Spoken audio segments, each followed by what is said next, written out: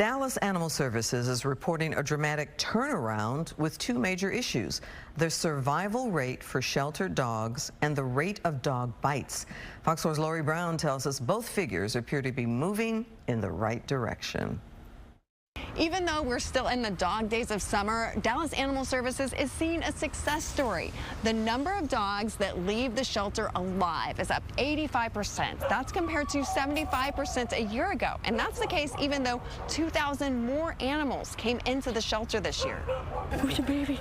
Just came in the door. Mary Martin, Assistant Director of Dallas Animal Services, introduced us to the newest resident. This is a purebred bull terrier puppy that just came in as a stray. So it's the 3-day hold, and then he can be yours.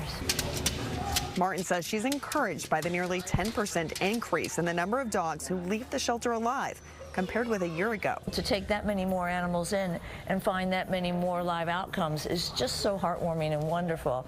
And we owe it really much to the community. Paul Ramon, Interim Director of DAS, keeps careful track of the outcomes of each animal. When I saw the numbers for this July, it just blew me away. The hottest months are usually the toughest for animal shelters.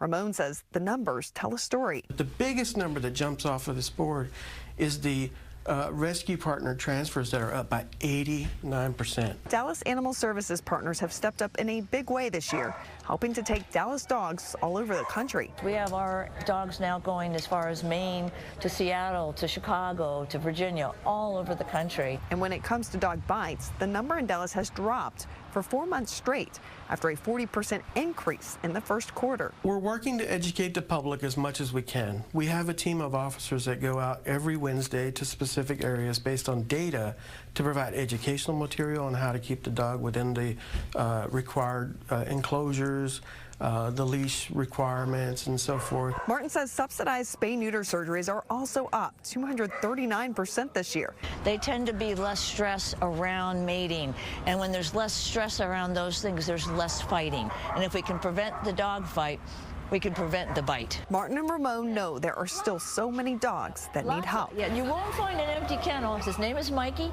I think he's a young dog, a year old. But they will keep on working to help one dog at a time. All his adult teeth are in, so he's not going to get a whole lot bigger. Hoping to one day soon reach a no-kill status. I believe it is possible.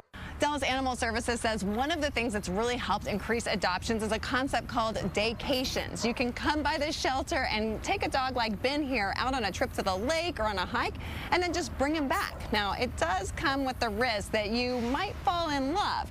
But even if you don't, the insights that you can provide about the dog might make him more adoptable for someone else. In Dallas, Lori Brown, Fox 4 News.